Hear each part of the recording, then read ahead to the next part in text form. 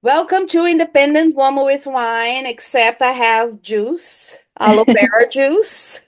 Oh, I never had that before. No? Oh, it's I delicious. have some flavor water. I got tangerines and limes today. Nice, nice. So I'm packing to move, so it turns out I have no more mugs out.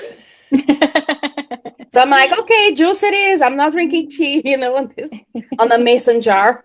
No worries. Looks great. Hi, Keeping yourself hydrated.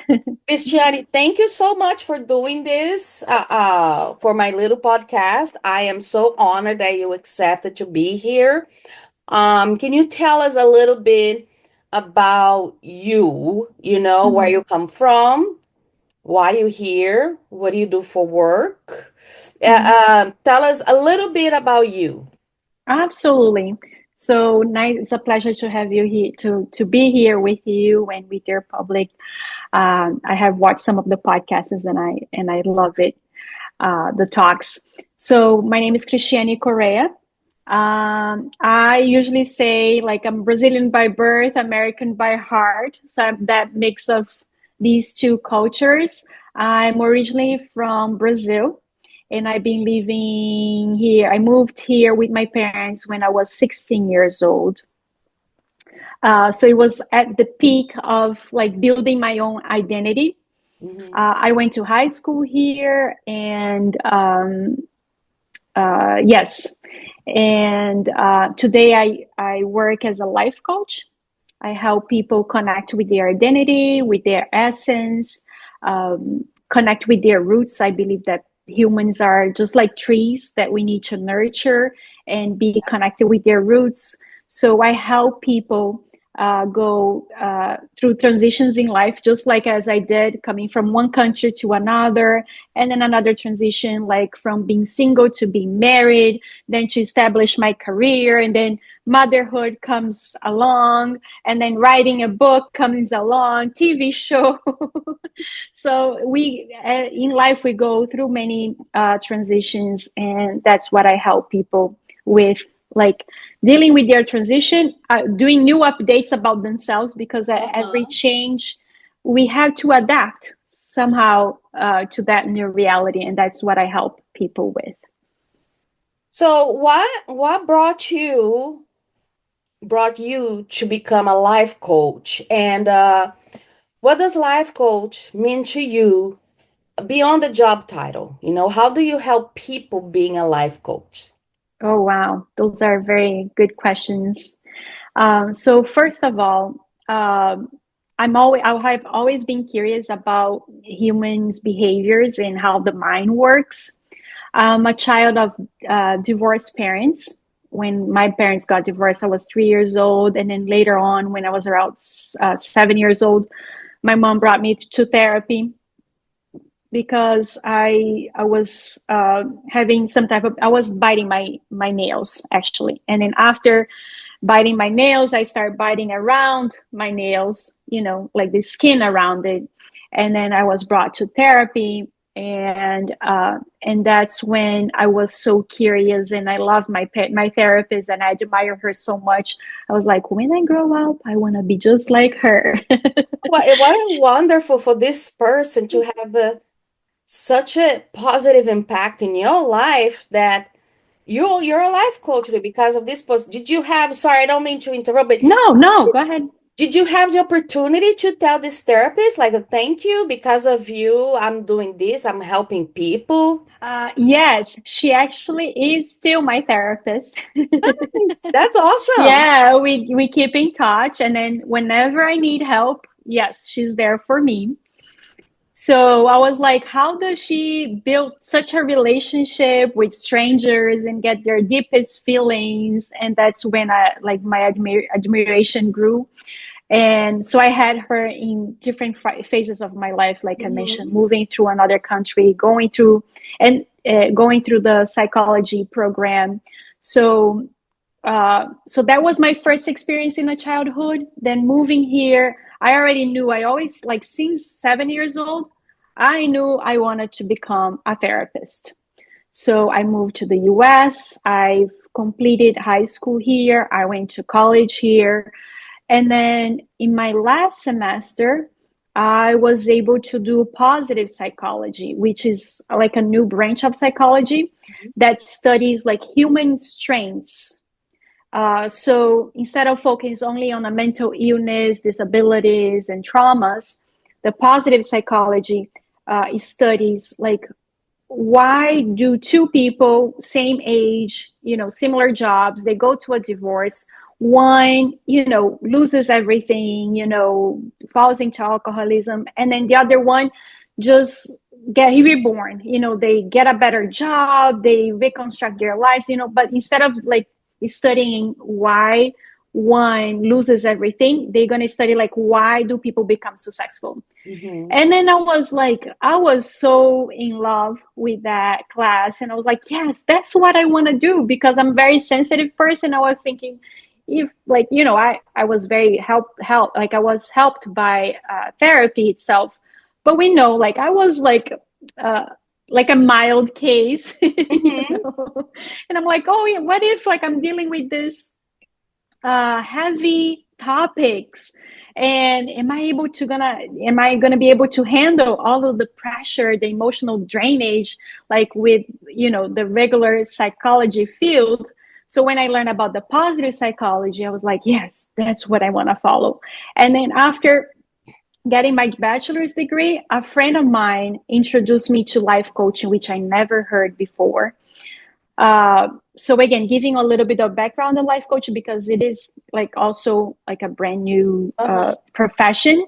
So the coaching is started with coach, like sports coach, right? Until like one tennis coach decided, I can't remember his name, but he wrote the book, The Inner Game, The Inner Game. So as he was training one of the players to go through a tennis championship, he said to the player, listen, you have two enemies that you have to win. So one is on the other side of the net, the other side of the field, and the other one is here. You got to win both. Because when someone goes to the field, they can self-sabotage their game thinking, oh, he already knows my strengths and la da da. Like you're thinking how better the other player is rather than focusing on your training and your self-confidence. So it started in sports, and then this field was brought to business coaching to help like big CEOs to do high performance, how can they make better decisions, be more assertive. And then the life coach kind of like brought the democracy to the coaching Uh-huh. strategies. So that's what I help people. We need 11 areas of their life: spiritually, socially, uh, parenting, marital, professionally. So all these areas. So everybody has access to it now. That's awesome. And it's like I just want to point it out when you said you're still in class, but you're already thinking ahead of the burden that some of that stuff might bring to you. So I think you Mm-hmm. were ahead of the class because I don't think a lot of people they're in class are like, yeah, I don't think they're thinking so far ahead, you know? And it's interesting, like people who are brought to the therapy field, as I observe other friends who went to the therapy field, I think any profession actually, the professions and the callings, they come from a pain that you overcome yourself. Like I saw like some of these patterns before, like I had a friend who had to use braces. So she was like, oh, I want to become a dentist. Not everybody but you had to be exposed, Yeah. to certain types of uh, professions so it can kind of awaken like your desire within. And then the last question I want to make sure that I'm covering. So what is to be a life coach beyond the status? Something that I learned early on with mentors was to be a life coach, you gotta walk the talk. Which a lot of people don't do that. Oh, Yeah, I probably yeah. Yeah, most yeah, yeah. people don't do. And it's not even in my profession, like other professions. Oh, they teach finances, but they're not good themselves in finances. It's usually like the profession or a calling that you do, you teaching people something that you overcome or what is painful to you. Mm-hmm.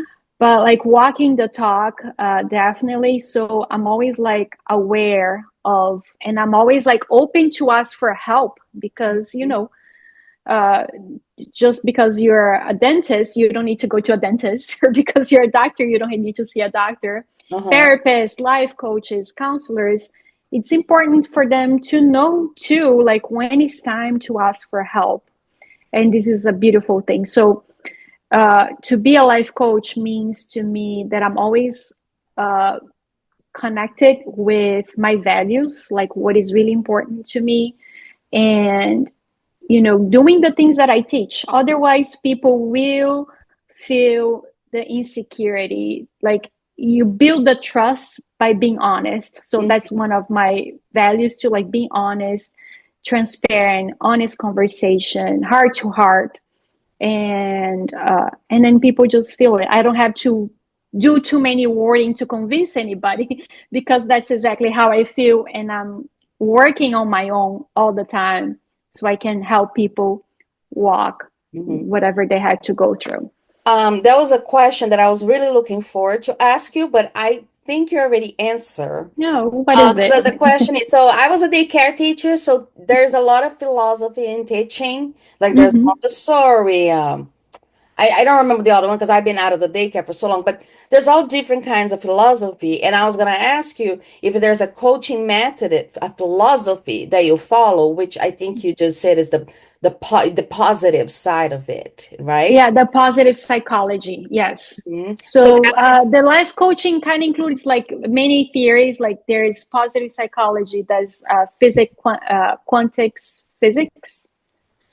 There is philosophy, a little bit of philosophy. I love using metaphors mm-hmm, in my sessions because it kind of like take you out of your own pain and bring it to another scenario, and it's so beautiful. So I had a minor in sociology too, so I always like to put, like when I'm having my sessions with my clients, like thinking about the social, the cultural, the historical mm-hmm, context of things, putting things into perspective. It kind of broadens up, that pain, and then people like, wow, okay, now it's not only me, or I'm not alone, or this is a pattern that this generation is following, and it's like eye opening. mm-hmm. How do you explain to people what you do, you know?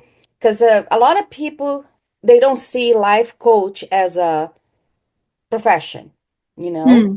And but I think you already answered that, like the way you bring yourself to Yes, people, and right? I still can explain that from How would you different ways. explain what you do to, I don't know, like to somebody who never heard of therapy, never gone through anything? They're just like, I want to know what's that about, but I have no clue. How would you Oh, like simplified that answer to people? okay, okay. I'm gonna bring some historical context Mhm. because it's gonna be simple, but I'm gonna have to take through steps Okay. though to illustrate, if that's okay. Yeah, All let's right. define. So therapy itself, there's a lot of stigma still. I know COVID, if there's one thing that COVID did that was great, is like breaking the stigmas around mental health. Mhm. After COVID, I personally, like, there was a lot of people in therapy, and then it's great because once people is in therapy, they want to convince everybody else to go to therapy too. Everybody should be in therapy at some Right. need. I mean, Yeah. and I don't mean to cut you, but I'm gonna say I've done sessions with you, and I've Hmm. had professional therapy that a doctor, like a doctor, psychiatrist, or psychologist. And I'm gonna be honest, the most progress that I've seen in my life was when I was talking to you. You Yeah, know. and I can explain that too. So that's the first thing. Like historically, like people think therapy is for the crazy people, or they must have something wrong, and it's not. if you're going through hardship, you need someone to talk to that takes you accountability, that sees the blind spots in your life, things that you're not seeing and you can't see yourself. And it's different from friends. I know being hanging out with friends is therapeutic, but it's not therapy.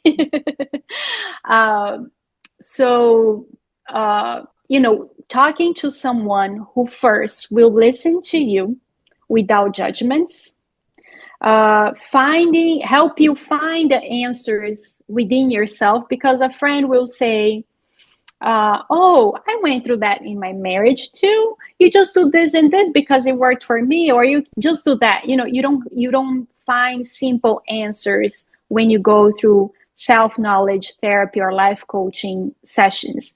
The professional, they help you find your own solutions to your own questions, your own challenges. So there. So after COVID, a lot of people are more open-minded towards therapy. And then once people start it, they're like, oh my God, like why I didn't start this before. So comparing and contrast with therapy, life coaching, like therapy versus life coaching. So traditional therapy, they help you with your identity, emotional support. They can give you diagnosis, they give you treatments. They know if they find out if you're having anxiety, depression, things like that. And then there's the life coaching. They don't give you any diagnosis.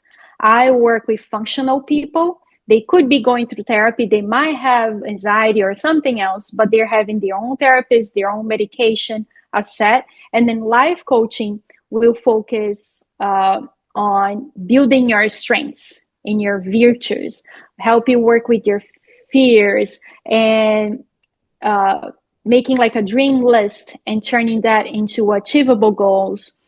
I do personality tests. I help with time management. I help building healthy relationships, like plan of action to get a better health, to do better with the pressure in your career transitioning. So while therapists work more in a path, illnesses, and past and present, life coaching helps in the present and future. Sometimes we go to the past to give a different meaning to something that happened there, that it's holding you back from having progress. That's why you saw a lot of progress in coaching, because the coaching, it's a more dynamic session, and we go to the root of the problem, and then we put you into movement, into Mm-hmm. action. So we always, like, every session there's like a homework, something for you to reflect on, to make a decision on. So it's more dynamic and makes you move forward. Mm-hmm. Yeah, I think this is like the main thing. So life coaching helps you connect with your essence, your values, make a plan of action so you can go from point A to point B. Mm-hmm. How have you ever encountered someone who sought you out to do the sessions, but Mm-hmm. were very like when you were having a session, they're just closed. Like they were Oh, there yes. talking to you, like, yeah, I need help. Can you please help me? And then you're having the session. This person's just like, no, I don't want to do this. Like going against. I don't know if I'm explaining Oh, of course, what of I'm course. trying And to. I can illustrate two things. I when as you were talking, I remember two cases. Sometimes, like, the first one is usually like when a mom hires me to deal with their teenage child. So even though they kind of like, oh, okay, I'll do that, but they're not doing that for themselves. So Mm-hmm. it's very hard to break down the shell.